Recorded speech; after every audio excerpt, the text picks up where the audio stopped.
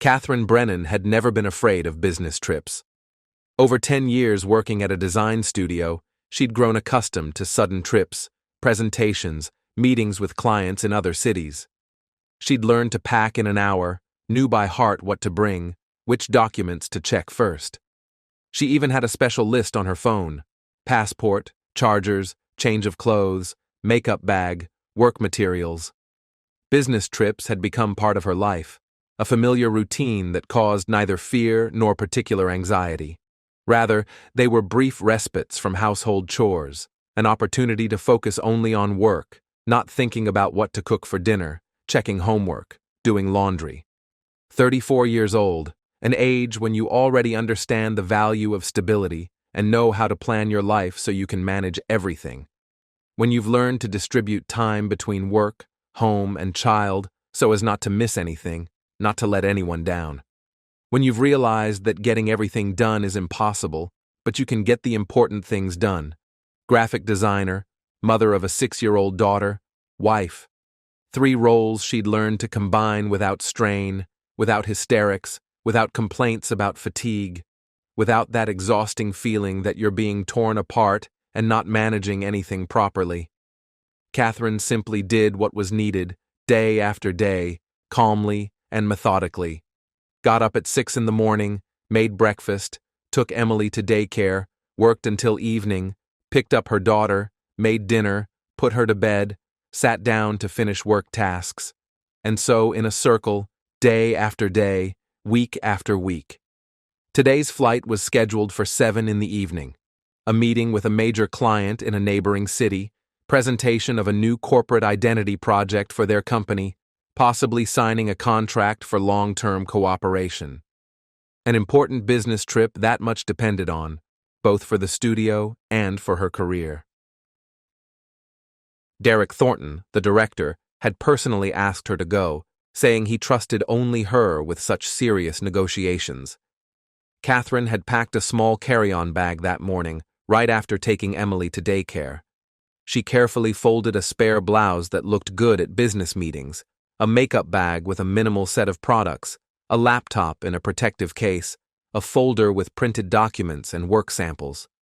Checked the documents twice, first at home, then once more before leaving.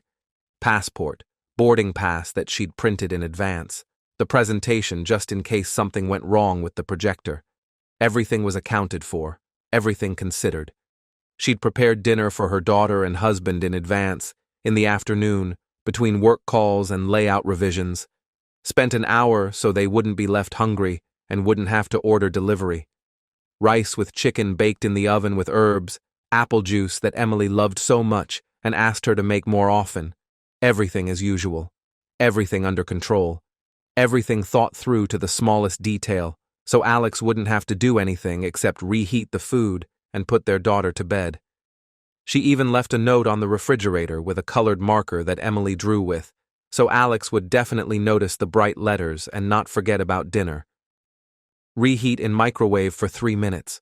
Put Emily to bed at 9, no later. Read her a story. She'll choose it herself. Love you both. Simple, clear instructions that even someone far removed from household matters could easily follow. Catherine wasn't demanding the impossible. Just feed their daughter prepared dinner and put her to bed on time so the routine wouldn't be disrupted. Just 3 days, 2 nights. She'd return Friday evening on a late flight, and everything would return to its usual course. On Saturday, they could all go for a walk in the park together, as Emily had been asking for a week. "Emily, sweetheart, Mom will only be gone for 3 days," she said, squatting down in front of her daughter. The girl nodded, hugging her beloved plush rabbit with a torn ear that they'd sewn together a month ago. Emily had serious brown eyes that looked straight into your soul. Catherine often caught herself thinking that her daughter understood more than she said aloud. This girl was mature beyond her years, too observant for her age. "You'll be with Dad. He'll make you something delicious, right, Alex?" Alexander Brennan sat on the couch, buried in his phone. 37 years old, medium height, with an emerging bald spot that he carefully masked with special styling. An ordinary man. convenient. Accustomed to his wife organizing daily life, cooking, keeping things in order, taking care of the child. He worked as a manager at a construction company, earned a decent salary, but never aimed for more. He was comfortable in this life where everything resolved itself, where no effort was needed, where you could just go with the flow. "Of course, Catherine," he responded without looking up from the screen. His fingers slid across the display, his face remaining indifferent. "We'll order pizza, or sushi. Emily loves sushi." Catherine grimaced, but said nothing. She didn't want to argue right before leaving. She knew Alex wouldn't reheat the dinner she'd made. That required action, however minimal. It was easier to open a delivery app, press a couple buttons, and wait for the courier. It had always been that way. She'd made peace with it long ago. Catherine kissed her daughter, took her bag, and left the apartment. A rented 3-bedroom on the outskirts of the city. Nothing special, but clean, bright, with good repairs. They'd been renting it for 4 years, saving for a down payment on their own place. Slowly, but purposefully. The taxi got to the airport quickly. Check-in went without delays. Catherine passed through passport control, bought coffee from a machine, and headed to the departure gate. The plane stood at the jetway, passengers already boarding in an unhurried queue. She took her window seat, fastened her seatbelt, pulled headphones from her bag. 20 more minutes until takeoff. She could listen to music, relax, think about the upcoming meeting with the client. A flight attendant walked through the cabin, checking that everyone was buckled in. A tall blonde with a smile trained to automaticity. They announced the need to turn off electronic devices. Catherine reached for her phone to put it in airplane mode when the screen suddenly lit up with an incoming call. "Emily!" Her heart lurched. Her daughter never called on her own. She had a children's phone, pink, with buttons that glowed in the dark. Catherine had given her this phone 6 months ago, simply to always be in touch, to know she could call at any moment. But Emily used it rarely, only when Mom herself asked to call or text. Catherine accepted the call, pressing the phone to her ear. "Emily? What happened?" There was silence on the line. Just light rustling, as if the phone was lying in a pocket or under a pillow. Then the connection dropped. Catherine frowned, looking at the screen. A few seconds later came a notification about a voice message. She pressed play, brought the phone to her ear. The first few seconds, just shuffling, as if someone was hiding. Then a quiet, frightened whisper that made her freeze. "Mom, please come back. Dad's here. He locked himself in the bedroom with your sister, and he told me to watch cartoons. Mom, I'm scared. Come back, please." Her hands went numb. The phone slipped from her fingers onto her lap. Catherine sat motionless, staring at the back of the seat in front. Her ears were ringing. Her daughter's words echoed in her head, each one like a hammer blow to glass. "With your sister. Alice. Younger sister." 29 years old, makeup artist, mother's favorite, the one who always got everything she wanted, the one who never answered for her actions because their mother invariably stood up for her. Catherine had seen her a week ago when Alice stopped by, for a minute, supposedly to pick up old cosmetics that Catherine had promised her. Eyeshadows, lipsticks, makeup brushes. Alex had been home. It was his day off. The three of them drank tea in the kitchen, laughed about something. Alice told another story about a capricious client. Catherine hadn't felt anything then. Nothing. No alarm, no premonition. She picked up the phone with trembling hands, listened to the message again. Emily's voice trembled with fear. A 6-year-old child who was afraid, who didn't understand what was happening, but felt in her gut that something was going wrong, that the adults were doing what they shouldn't be doing. The flight attendant leaned over the neighboring passenger, reminding about the need to turn off the phone. An elderly man in a suit nodded irritably, putting the device in his jacket pocket. Catherine looked out the window. The jetway still stood at the aircraft. The engines hadn't started yet. Airport workers bustled on the tarmac, loading baggage. She unfastened her seatbelt and stood up. The woman on her right, a woman with a child, looked at her in surprise. "Excuse me, I need to get off," Catherine said to the flight attendant, who turned with bewilderment on her face. "I'm sorry, but boarding is already complete. You cannot leave the aircraft. In a few minutes we'll begin moving to the runway." "I have an emergency at home with my child," Catherine spoke firmly, without hysteria, but her voice allowed no objections. She looked straight into the flight attendant's eyes without blinking. "I need to get off the plane immediately. Immediately." The flight attendant froze, exchanged glances with a colleague, a young man in uniform. Passengers began turning around, interest in their eyes mixing with irritation. Someone grumbled discontentedly. "There's always someone who has to make a scene." "I'll call the senior flight attendant. Wait a minute." "There's no time to wait. Open the door. The jetway is in place. I have to get back to my daughter. Now." Catherine was already walking toward the exit, clutching her bag. It was impossible to stop her. She moved as if in a dream, but with absolute certainty in every step. A minute later, the senior flight attendant appeared, a middle-aged man with an attentive gaze. He listened to her explanation and nodded, looking at her face appraisingly. "All right. We'll contact ground services. You'll need to fill out documents." "I'll fill out whatever's needed. Just open the door." The airplane door opened with a hiss. The jetway really was in place. Catherine descended the steps, feeling cold evening air hit her face. May. Warm, almost like summer. But she was shaking, and not from cold. In the airport building, she didn't bother with documents about refusing the flight. It no longer mattered. She ran outside, caught a taxi at the exit, gave the address. The driver, a man about 50, nodded and pulled away. "Faster if possible," she asked, trying to make her voice sound steady. "I'll do my best. No traffic jams now, lucky." The drive took 40 minutes, but to Catherine it seemed an eternity had passed. She looked out the window, seeing nothing. Pictures flashed through her mind. Alex and Alice, her husband and her sister, together, in her house, in her bed, on sheets she herself had washed the day before yesterday and carefully smoothed that morning. How long had this been going on? A week? A month? 6 months? How many times had they met while she was at work? How many times had they kissed, embraced, laughed at her behind her back?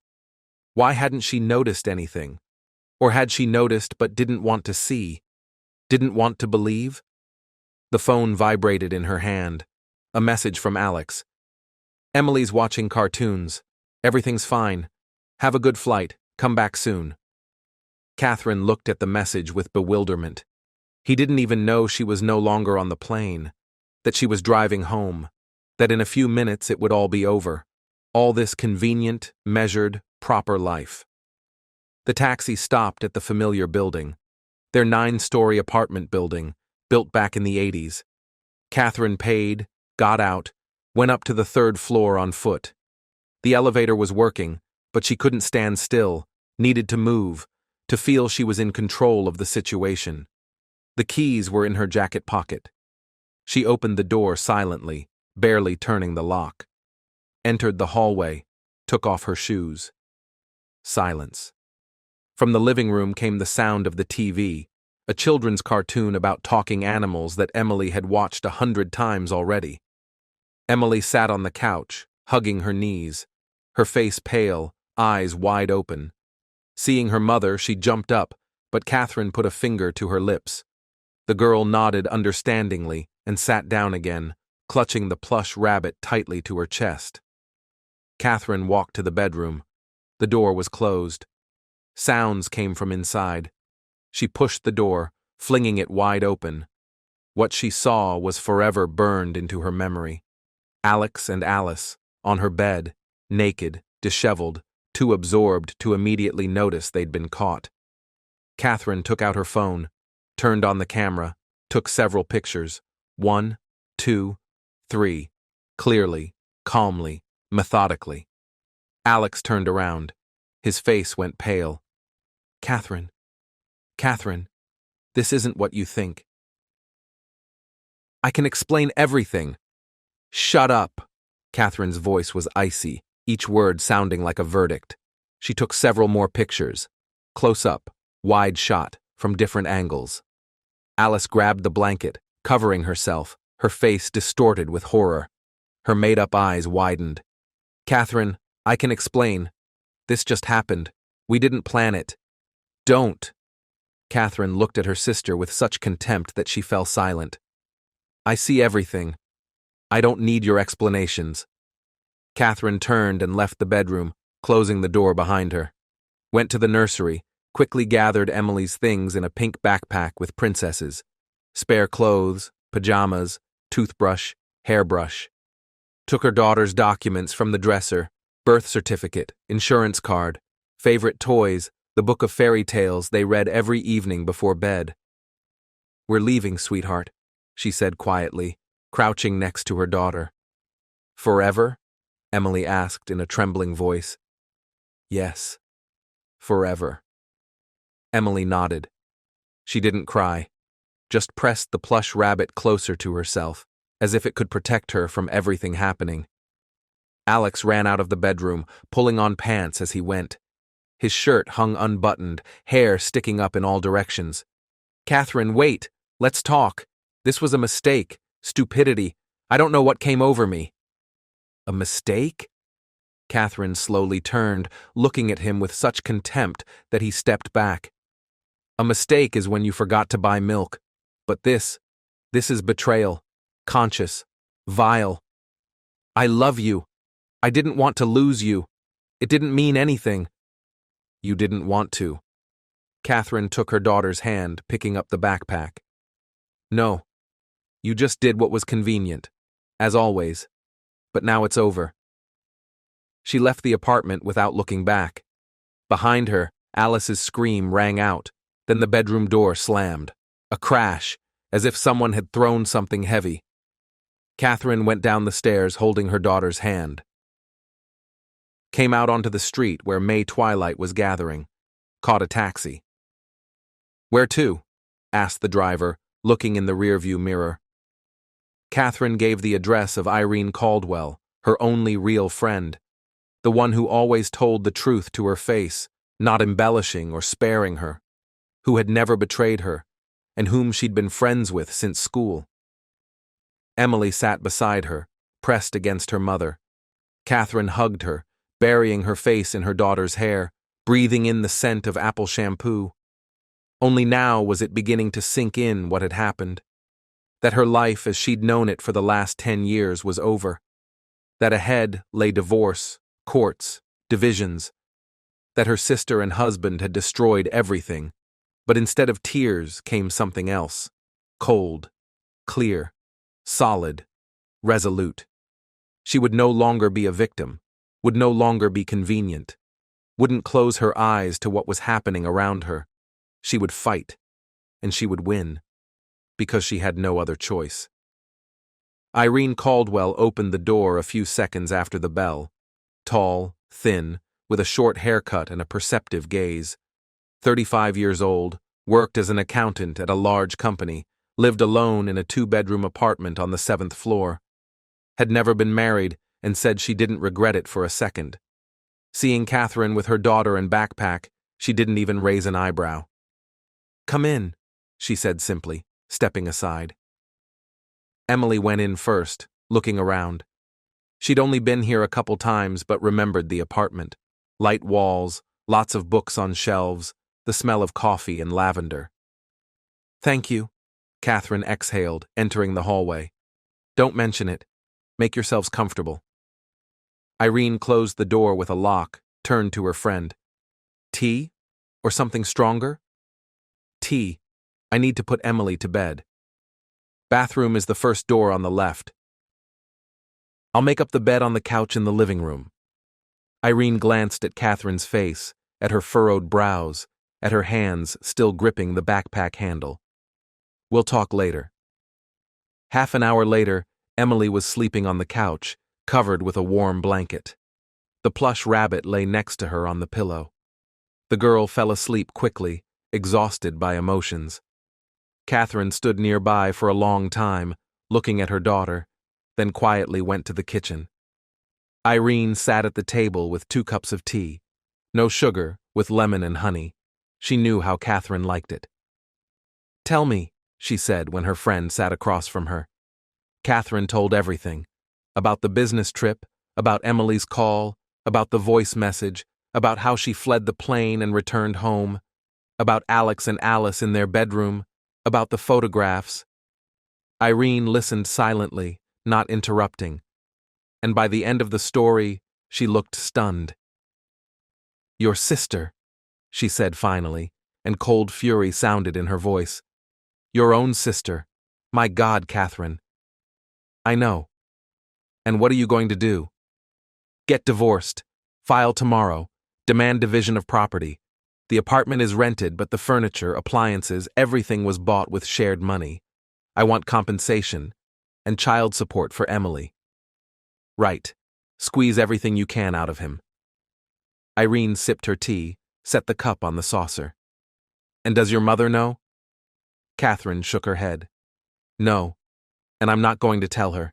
She'll take Alice's side anyway. She always has. Your mother is a toxic person. Sorry for being so direct." "I know." Catherine nodded tiredly. Alice was always her favorite. The youngest, beautiful, talented. And I'm the older one, responsible, reliable. The one you can count on and forget about. Forget about them. Your mother, your sister. They don't deserve your time. That's what I'll do." Irene stood up, came to Catherine, hugged her shoulders. "Live here as long as you need, even a year. Until you get back on your feet." "Thank you, Irene, but I don't want to abuse your kindness. I'll rent a 1-bedroom as soon as possible." "Don't rush.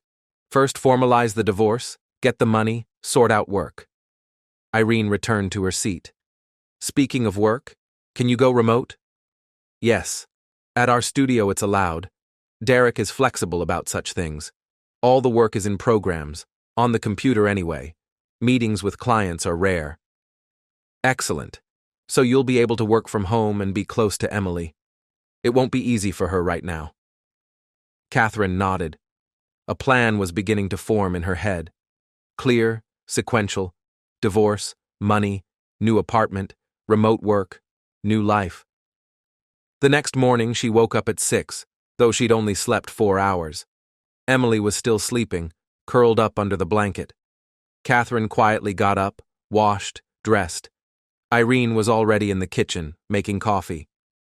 "Good morning," she said, handing her friend a cup. "Where are you off to?" "To court, to file for divorce." "Now? At 6 in the morning?"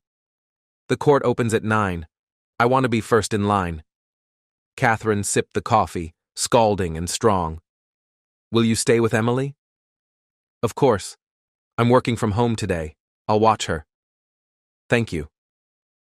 Catherine left the apartment at 7:30, took the subway to downtown, found the right building. District Court, an old plastered building with columns. There was still time. She went to the nearest photo shop, printed the photos from the bedroom, returned to the court, sat on a bench by the entrance, and waited. At 9 o'clock, sharp, the doors opened. Catherine went inside, climbed to the second floor, found the right office, filled out the application, attached copies of documents, photographs. Clear, unambiguous evidence of infidelity. The specialist, a pre-retirement woman in glasses on a chain, accepted the documents without unnecessary questions. "The hearing will be scheduled within a month. We'll send the summons by mail and email." "Good. Thank you." Catherine left the building feeling strange relief. The first step was taken. There was no turning back. The phone vibrated. A call from Alex. She rejected the call, blocked the number. A minute later came a message from an unknown number. "Catherine, please answer. We need to talk. Alex." Catherine deleted the message without reading to the end. Blocked this number too. The next 2 weeks passed in tense anticipation. Catherine called the studio director, Derek Thornton, explained the situation, briefly, without unnecessary details. He listened, was silent for a few seconds. Catherine, I understand. Switch to remote work. It's not a problem. Your projects can be managed from home. His voice was calm, respectful. 41 years old, divorced, 2 children. He understood what it was like. If you need help, just ask. Thank you, Derek. You're welcome. You're a good specialist. I don't want to lose you. The summons to court came 3 weeks later. The hearing was scheduled for June 15th, Tuesday, at 10 in the morning. Catherine marked the date on her calendar. During these weeks, she managed to find a 1-bedroom apartment to rent. Small, 28 square meters, but bright, with repairs, near the studio office, though now she worked from home. But proximity to downtown was important, in case she needed to come to a meeting. The landlady, an elderly woman with a kind face, agreed to rent for $2,000 a month, plus utilities. Catherine paid the deposit and first month's payment, received the keys. Live peacefully, said the landlady, shaking her hand. If anything breaks, call right away. I will. Thank you. The move took 1 day. There weren't many things. From the old apartment, Catherine took only what belonged personally to her and Emily. Clothes, books, children's toys, documents, left the furniture, let it go to the lovers. She didn't need things saturated with memories of betrayal. In the new apartment, she had to buy only the essentials. The bed, table, chairs, couch were already in the apartment. Everything simple, inexpensive, but functional. Money was melting away, but Catherine didn't panic. She had savings, plus her salary continued to come. Emily was getting used to the new home slowly. She became quieter, more silent. Often asked about her father. Mom, will Dad visit us? No, sweetheart. Why? Because we don't live together anymore. But I want him to come. Catherine sat down next to her daughter, hugged her. Emily, I understand it's hard for you, but Dad did a bad thing. He hurt Mom, and now we're going to live separately. He hurt you with Aunt Alice? Yes. Emily was silent, hugging the plush rabbit. I don't want to see Aunt Alice, ever. And you don't have to. We won't see her anymore. Catherine kept her word. When her mother called a week after the move, she didn't explain the details. Mom, I'm divorcing Alex. What? Catherine, what happened? He was cheating on me, with Alice. A pause. Long, heavy. Then her mother's voice, indignant and disbelieving. That's not true. Alice would never. You got something mixed up. I caught them together, Mom, in my bed. Then you misunderstood something. Maybe they were just talking. Naked? In bed? Catherine, don't talk nonsense. Show me proof. Catherine gritted her teeth. She knew it would be this way. Mother would always defend Alice, always find excuses. I have photographs. Photoshopped. Any school kid can fake something these days. Mom, I'm not going to argue with you. I'm getting divorced. It's my decision. You're destroying a family over some stupid suspicions. Goodbye, Mom. Catherine hung up. Her hands were shaking. She poured herself water, drank a full glass. She wasn't going to call her mother anymore. Let her live in her world of illusions. On June 15th, Catherine came to court half an hour before the hearing, dressed strictly, black pants, white blouse, low-heeled shoes, hair pulled back in a ponytail. No makeup, only light-colored lipstick. Alex appeared 5 minutes before the start. Lost, guilty. Seeing Catherine, he tried to approach, but she turned away, looking out the window. The hearing lasted 20 minutes. The judge, a stern middle-aged woman, heard both sides. Catherine presented evidence of infidelity, photographs, the voice message from her daughter. Alex tried to make excuses, said it was a mistake, that he repented, that he wanted to save the family. Why did you cheat on your wife? The judge asked coldly. I don't know. It just happened. Alice often came to visit, we talked, and you decided you could cheat on your wife with her own sister? Alex was silent, head lowered. I asked for time for reconciliation. The judge gave a month for reconciliation. But at the next hearing, Catherine didn't change her position. The judge ruled, dissolve the marriage, conduct division of property within a month, child support, $800 monthly. Catherine left the courtroom with a feeling of completion. The divorce was finalized. She was free. On the courthouse steps, Alex caught up with her. Catherine, wait! She stopped, turned around, looked at him the way you look at a stranger. What do you want? I want to really apologize. Really. He spoke hurriedly, stumbling over words. I understand I made a terrible mistake. I'm ready to do anything to get you back. You can't do anything. Catherine spoke calmly, without anger. You destroyed trust, and without trust, there's no relationship. But we were together 10 years. Were, past tense. But what about Emily? She should grow up with a father. Emily will grow up with me, and you'll pay child support and follow the visitation schedule if she wants to see you. Catherine turned, heading for the exit. Goodbye, Alex. She walked down the street, feeling lighter with each step. The burden of the past was falling away, leaving room for the future. That evening, at home, she made dinner for Emily, spaghetti with tomato sauce, her daughter's favorite dish. They ate together at the small table by the window, watching the sunset sky. Mom, are we always going to live here now? Emily asked, twirling spaghetti on her fork. Yes, sweetheart. This is our home now. I like it. It's quiet here. I like it too. Catherine smiled. For the first time in a month, genuinely, without bitterness. Quiet, calm, safe. This is exactly how life should look. And somewhere on the other side of the city, Alex was returning to a rented apartment where Alice was waiting for him. And for the first time in all this time, he was beginning to understand what he had lost. Alexander Brennan returned to the apartment after court, around 1 in the afternoon, heavily dropped onto the couch, lowering his head into his palms. Divorce. Official. Final. Catherine was no longer his wife. Emily no longer lived with him under one roof. Everything had collapsed. Alice came out of the bedroom in a silk robe, carelessly tied at the waist, hair disheveled, bright makeup on her face. She hadn't worked for 2 weeks. Another salon hadn't extended her contract after the probationary period. Well, did you get divorced? She asked, yawning. Yes, Alex muttered without raising his head. And how much did she rip you off for? $800 child support monthly, plus division of property, $30,000 compensation for furniture and appliances.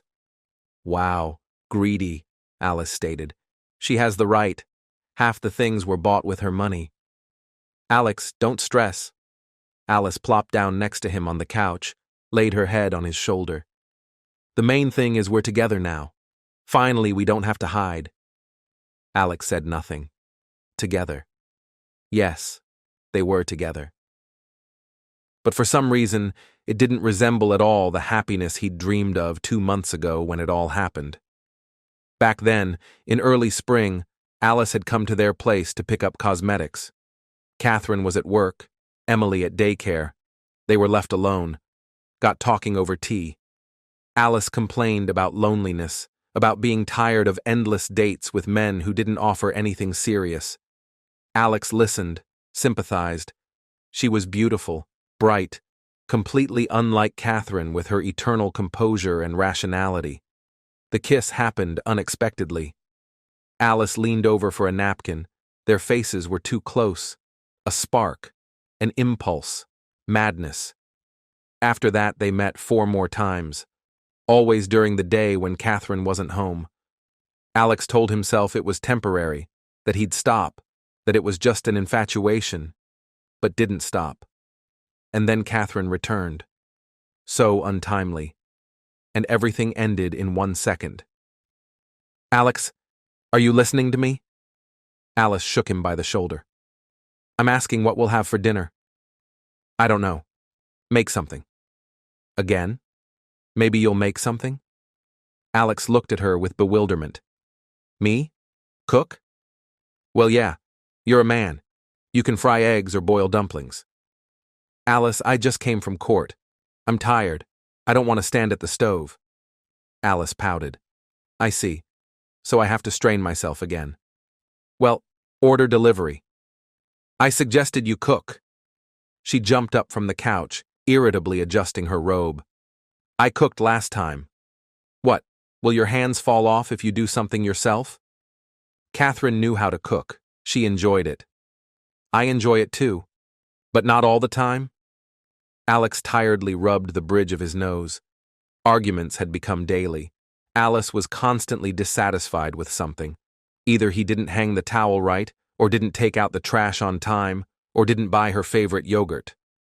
Before, when they met secretly, everything seemed easy and romantic. Now the romance had evaporated, leaving only daily life. "Fine," he said finally. "I'll order pizza and sushi. Will that work?" "That'll work," Alice muttered, heading back to the bedroom. Alex took out his phone, opened the delivery app, selected 4 cheese pizza and Philadelphia rolls, placed the order, paid online. Another $200. For the month, they'd spent over $2,000 on delivery. Before, Catherine cooked herself, spent half as much on groceries as they now spent. The courier arrived in 40 minutes. Alex accepted the order, set the boxes on the table, called Alice. She came out, already changed into jeans and a top. "Finally," she said, opening the pizza box. "I'm dying of hunger." They ate in silence. Alice scrolled through her phone. Alex looked out the window. Outside, the glass drizzled fine rain, gray and dreary. "Listen, when will you get your next paycheck?" Alice asked without looking up from the screen. "The 5th, in a week." "Great. I need to buy new cosmetics. Professional. I can't work without it." Alex frowned. "But you're not working right now." "So I'm looking for work. I need to look decent at interviews. Plus I need to update my portfolio. Do a photo shoot. It all costs money." "How much do you need?" 2,000, maybe 3. Cosmetics are expensive." Alex set down his half-eaten slice of pizza. His salary was $6,000 a month, minus 800 child support, minus 2,000 rent, minus utilities, food, transportation. At most, 1,000 to 1,500 remained, and Alice was asking for 3,000. "Alice, I can't give you 3,000. I barely have enough money myself." She raised her eyes to him, full of offense. "So you're refusing me?" "I'm not refusing. I'm just explaining I don't have that kind of money." "What about savings?" "So I paid Catherine the compensation for leaving all the furniture and appliances to me." "Had to take out a loan." "Then where did Catherine get money? She always found money for everything she needed." "Catherine worked, earned a salary, saved." Alex erupted in a shout, surprising himself with his own sharpness. "And what are you doing? Lying on the couch and demanding money?"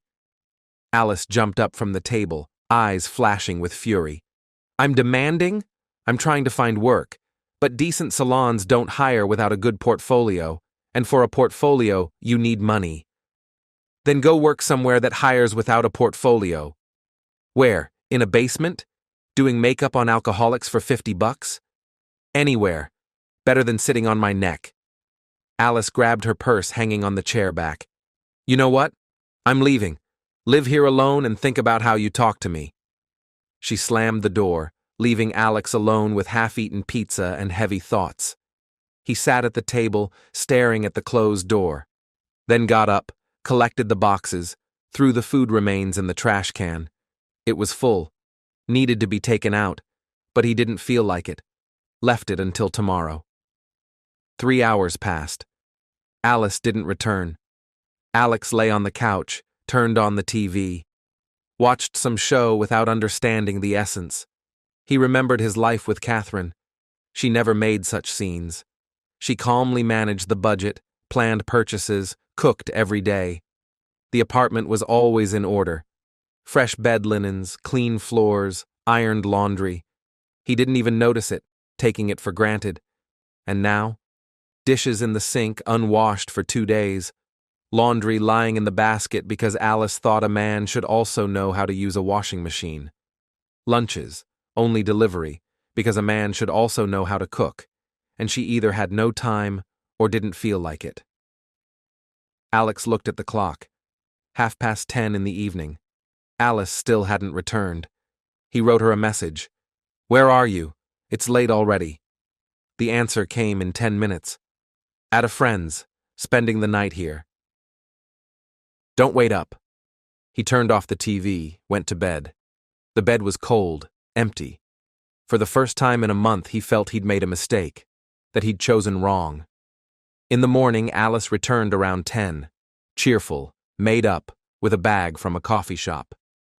"Brought croissants," she said, putting the bag on the table. "Let's have breakfast and make up." Alex nodded. They ate the croissants, drank coffee, made up formally, without special emotions. Alice again talked about work, that next week she had an interview at a good salon. "If they hire me, I'll get a percentage from each client. Could earn up to $5,000 a month," she said enthusiastically. "Great," Alex said without much enthusiasm. The interview was on Wednesday. Alice returned satisfied. "They hired me. I start work on Monday." "Congratulations." "True, the first week will be a probationary period without pay, but then everything will take off." Alex nodded. Probationary period. Again. Like at the 3 previous salons. Monday came. Alice got up at 8 in the morning, which was a feat for her. Put on makeup, got dressed, left for work. Alex stayed home. He had a day off.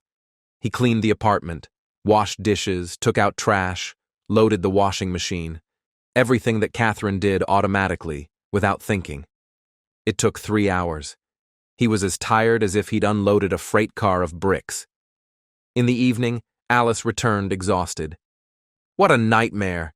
Clients one more capricious than the next. One demanded I redo her makeup 4 times. 4. Did you manage?"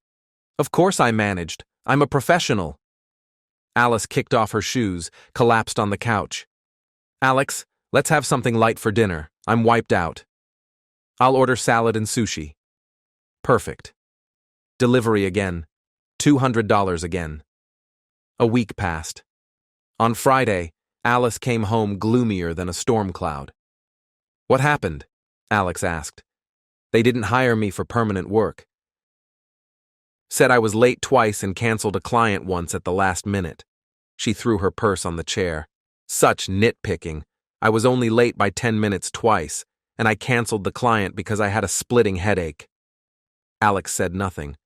2 latenesses in a week. That's not nitpicking. That's irresponsibility. "Whatever. I'll find another salon," Alice said, taking out her phone. "There are plenty of them in the city." But another salon wasn't found. Or rather, it was found, but after a month. And again, a probationary period. And again, after a week, Alice left on her own, having quarreled with the administrator. "She yelled at me in front of clients. I can't work in such conditions." Alex tiredly nodded, listening to more complaints. Money was melting away. He'd paid Catherine $30,000 compensation, taking out a bank loan. Now every month he had to pay $1,500, plus child support, plus rent, plus food and utilities. By the end of the 3rd month of living together with Alice, he understood. This was a catastrophic mistake. He'd traded stability, comfort, peace for chaos, scandals, and perpetual poverty. It turns out all women are different. Some create coziness, others chaos. One evening, at the end of August, Alice again brought up money. "Alex, I need to rent a space. I'll work for myself, be my own boss, set my own prices." She spoke quickly, inspiredly. "I'll find a small office, about $2,000 a month. Do repairs, Buy a chair for clients, a mirror with lighting. Invest once, and then I'll get stable income. How much do you need for initial investment? 10,000, maybe 12. Alex looked at her as if she'd lost her mind. I don't have 12,000. Take out a loan. I already have a loan. So take out another one, or ask your parents. My parents are pensioners. They don't have money themselves. Alice pouted, turned away to the window. So you don't believe in me? I don't want to go into debt. You would have supported Catherine. Alex felt something snap inside. Don't you dare compare yourself to Catherine, he shouted, jumping up from the couch. Catherine worked every day. She didn't ask for money for crazy projects. She invested in the family, not sat on her husband's neck. Alice went pale. So I'm sitting on your neck? Yes, exactly. You haven't worked for 3 months. You live on my money, demand more and more. I'm looking for work. You're looking for excuses. You're used to everyone owing you. Your mother spoiled you, your boyfriend supported you, and now me. But I don't have money anymore. Alice grabbed her purse. Fine. If I'm such a burden, I'm leaving. Leave. She slammed the door. Alex remained alone, sat on the couch, lowered his head into his palms. What had he done? Destroyed a family for a woman who couldn't even find and keep a job. Lost Catherine, smart, responsible, loving. Lost Emily. And in return, debts, scandals, an empty apartment. He took out his phone, opened the gallery. Old photos. Catherine in the kitchen, smiling, holding a pie. Emily on the playground, waving her hand. Family. His family, which no longer existed. Catherine woke to sunlight breaking through thin curtains. Saturday, beginning of September. The first day of autumn, though outside it was still warm and summery clear. She stretched, got out of bed, went to the kitchen.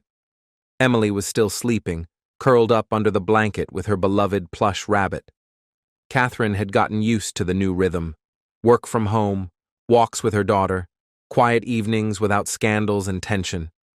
The remote format turned out to be even more convenient than office work. She could work any time, combining projects with caring for Emily. Derek Thornton was an understanding supervisor. He never demanded the impossible, always gave adequate deadlines, valued quality of work over the number of hours spent at the computer. Catherine fulfilled orders for graphic design, logos, corporate identity, website layouts. There was enough work, salary came steadily. She put the kettle on, took cottage cheese and fruit from the refrigerator.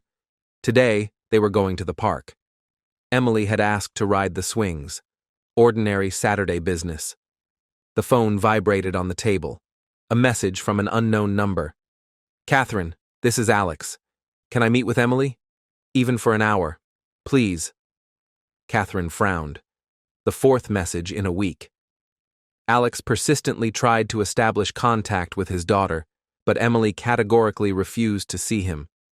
Every time Catherine asked if she wanted to meet with Dad, the girl shook her head and pressed her toy to herself. I don't want to. He's bad. Emily, he's your dad. He loves you. But he hurt you, so he's bad. It was impossible to convince a 6-year-old child. Emily had made a decision and wasn't going to change it. Catherine wrote a reply. Emily doesn't want to meet. Sorry.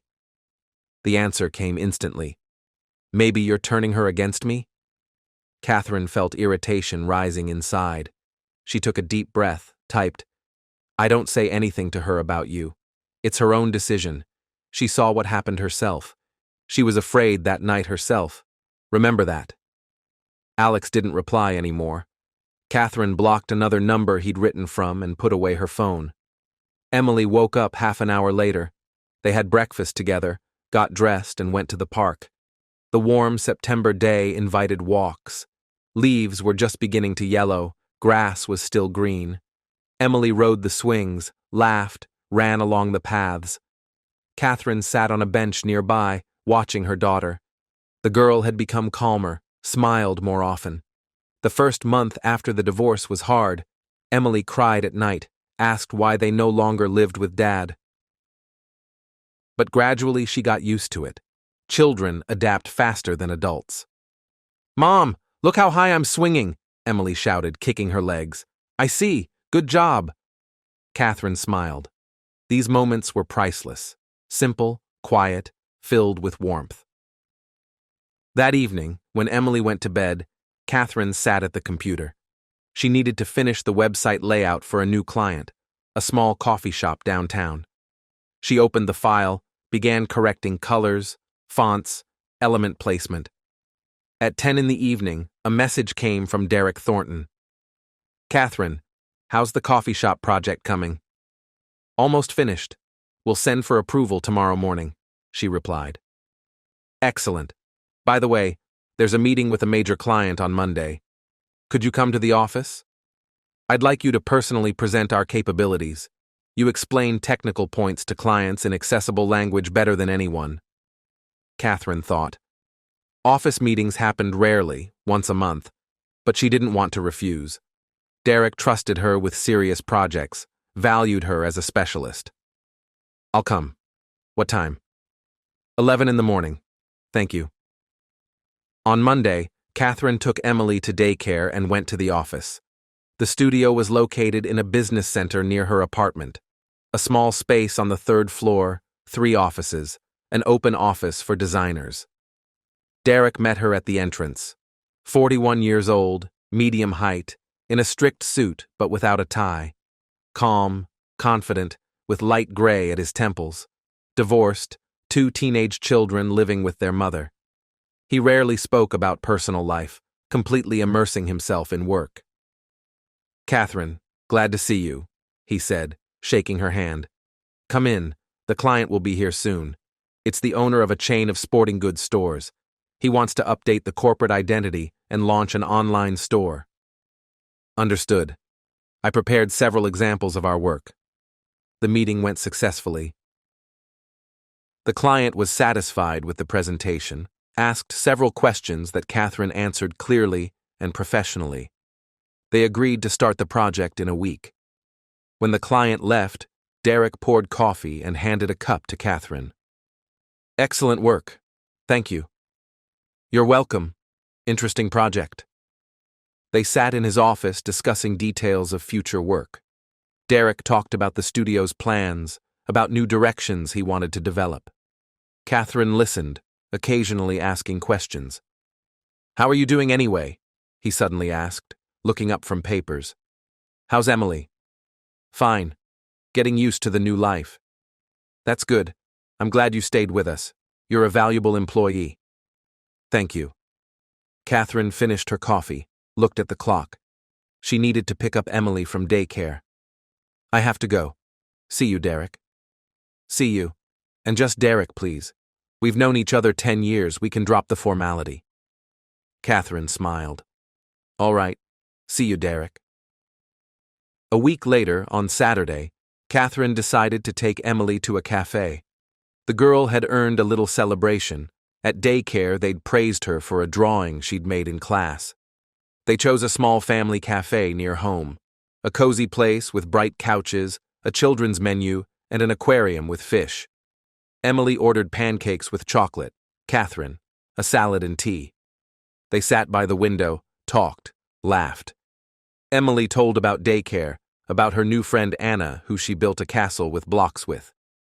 "Mom, can we invite Anna to our house?" she asked, chewing a pancake. "Of course we can. I'll talk to her mom. We'll arrange it." "Yay! We'll play princesses." Catherine smiled, looking at her daughter. These moments were worth everything. All the tears, all the worries, all the sleepless nights. The cafe door opened, and Derek appeared in the hall. He wasn't alone. With him walked a boy about 14, tall, in a sports jacket. His son, probably. Derek noticed Catherine, smiled, came to their table. What a coincidence. "Hello." "Hello." Catherine nodded, then looked at the boy.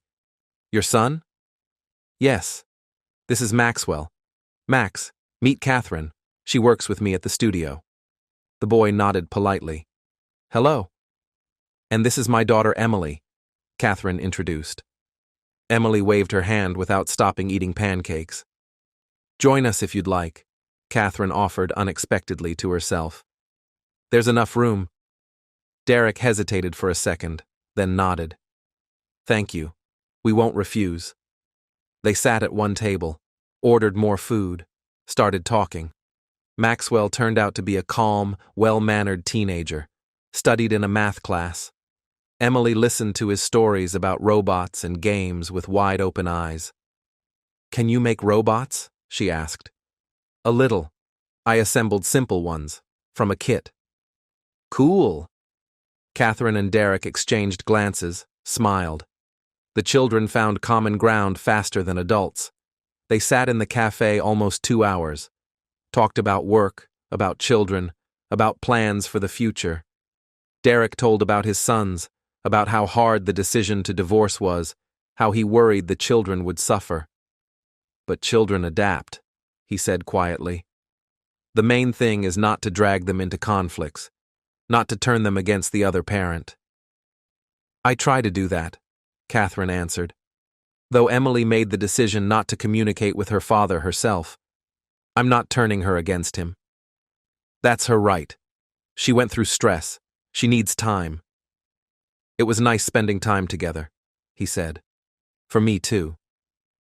Maybe we could do it again sometime?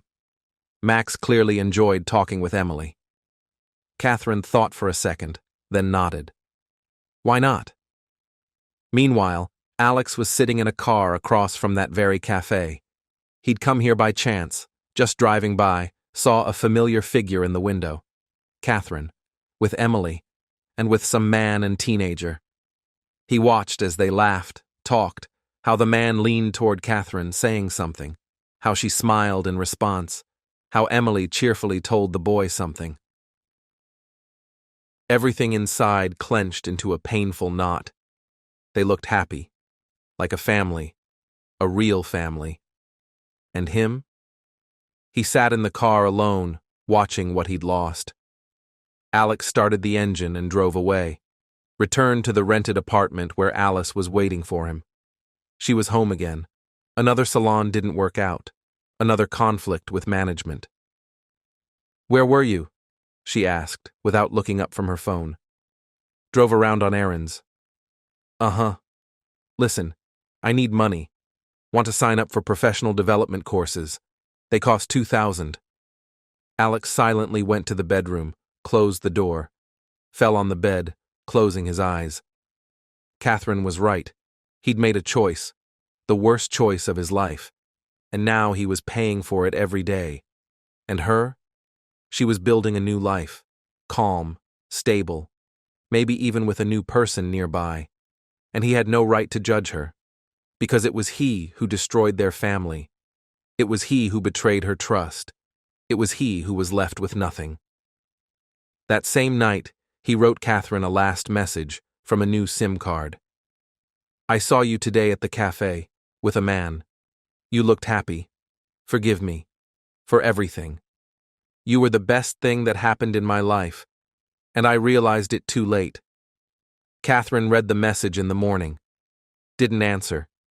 Just deleted it. The past remained in the past. Ahead was a new life, and she wasn't going to look back. October brought coolness and the first truly autumn rains. Yellowed leaves carpeted the sidewalks with a rustling cover.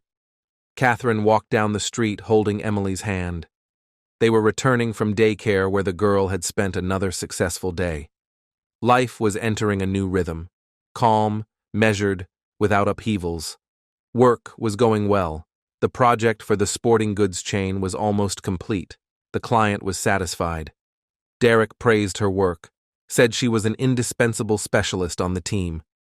They saw each other more often than before. Sometimes accidentally ran into each other at the cafe. Sometimes Derek invited her to the office to discuss projects. Once they went to the park together with the children, Emily and Max became friends despite the age difference. The boy was patient and kind, played simple games with the little girl with pleasure. Catherine wasn't rushing events. She wasn't looking for relationships, wasn't making plans. Just lived, day by day, enjoyed the silence that was so lacking in her previous life. The phone rang late in the evening when Emily was already asleep. Catherine glanced at the screen. Unknown number. She didn't answer. Most likely another attempt by Alex to get in touch. But the call repeated. Then another. Catherine frowned, accepted the call. Hello? Catherine? The voice was familiar but exhausted. Alice. It's me. Catherine froze. Her sister. The one she hadn't seen or heard from in a long time. What do you want? I need to talk to you. Please, it's important. We have nothing to talk about. Catherine, I'm begging you. Tears broke through in Alice's voice. I screwed up, completely. Alex left me, said I destroyed his life, threw me out of the apartment. Catherine was silent, gripping the phone. And what do you want from me? Sympathy? I just wanted to apologize. For everything. I understand I did something terrible. That I betrayed you. Alice sobbed. Alice, Catherine spoke evenly, coldly. You made a choice. You got in bed with my husband. In my house. While my daughter sat in the next room. You knew what you were doing. And now you're paying the price. I know. I understand. But I'm your sister. No. Catherine felt long-suppressed fury rising inside. A sister doesn't do what you did. Kinship isn't just blood. It's trust, respect, love. And you trampled all of that. Catherine, please. Don't call me anymore. Ever. Catherine pressed end call. Blocked the number. The phone trembled in her hand. She exhaled, tried to calm down. Alice. Younger sister whom mother always protected. Who was always forgiven everything. Who got used to being able to take someone else's and not face consequences. But not this time. 10 minutes later, her mother called. Catherine looked at the name lighting up on the screen for a long time, then still answered. Catherine, how could you? Your sister is in tears. She came to me in tears. Hello, Mom. You refused to help your own sister. She asked for forgiveness, and you… Mom, Catherine interrupted her. Alice slept with my husband, in my apartment, scared my daughter, destroyed my family, and you think I should forgive her? It was a mistake. Youth. They got carried away. She's 29 years old, Mom. That's not youth. That's a conscious choice. But she repents.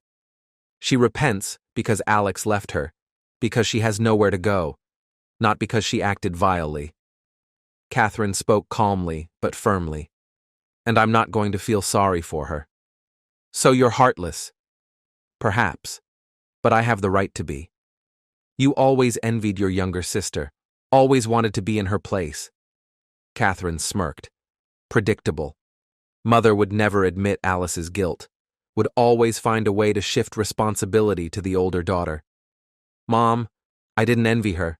I just lived my life, worked, raised my daughter, built a family. And Alice? She jumped from guy to guy, changed jobs every month, demanded money, and you always covered for her. She needed support. She needed someone to finally tell her the truth, that you can't act this way, that you have to answer for your actions, but you didn't do that. Catherine took a deep breath. And now she's paying for everything at once. Catherine, you're cruel, heartless. Perhaps, but I'm at peace.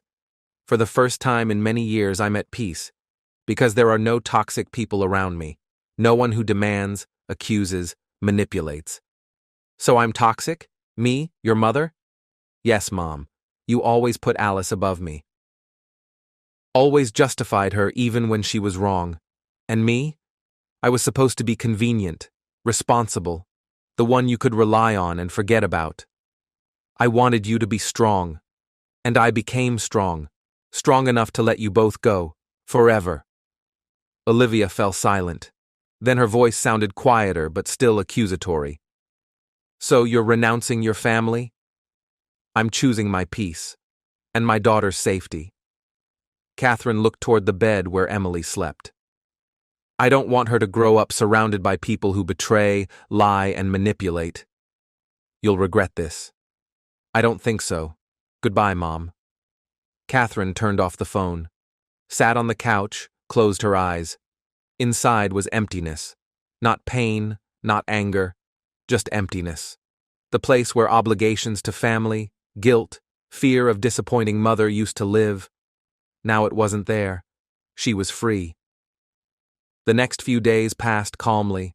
Catherine worked, walked with Emily, met with Irene. Her friend supported her decision. You did the right thing, Irene said at their meeting.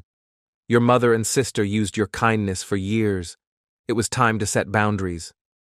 I feel strange, like I betrayed them. They betrayed you, and you just protected yourself. Catherine nodded. Irene was right. This wasn't betrayal. This was self-defense. On Saturday, they met again with Derek and Max, went to the movies, watched a children's cartoon. Emily laughed, clapped her hands, shared popcorn with Max. After the movie, they stopped at a pizzeria. How are you? Derek asked when the children went to the play area. Good. I severed ties with my mother and sister. Derek raised his eyebrows. Seriously? Yes. They called, demanded forgiveness for Alice, accused me of being heartless. I realized I don't want to tolerate this anymore. And how do you feel? Catherine thought. Light, like I dropped a backpack of stones. Derek smiled. That's the right feeling. Toxic relationships drain energy, even if it's relatives. You went through this too? Yes. After the divorce, my wife's parents demanded I come back, said I was destroying the family, though it was their daughter who cheated on me for 2 years straight. He sipped his coffee. I broke off all communication with them, kept only the children, and don't regret it. Catherine nodded. They understood each other without extra words.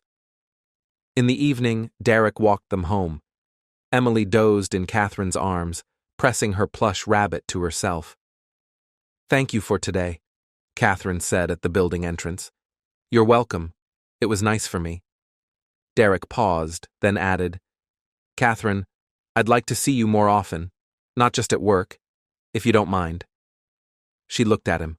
Calm, reliable, sincere. A person who understands the pain of loss and the value of new beginnings. I don't mind, she answered quietly. Derek smiled. They said goodbye. Catherine went up to the apartment, put Emily to bed, sat by the kitchen window, looking at the night city. 5 months ago, her life had collapsed in an instant. The husband she'd trusted for 10 years betrayed her with her own sister. The sister she'd grown up with, shared childhood secrets and dreams with, turned out capable of such vileness. The mother, instead of condemning the younger daughter, sided with the betrayer, accusing Catherine of cruelty and inability to forgive. It seemed the whole world had collapsed, that the ground had gone from under her feet, that everything was over. But no. Looking back, Catherine understood. This wasn't the end. This was the beginning of real life, the beginning of a life where she herself chose who to let into her space and who to leave outside the door. Sometimes you need to lose everything to find the main thing, yourself, the real one, without masks of the convenient daughter, compliant wife, sacrificial sister. And she found it. Finally, found it.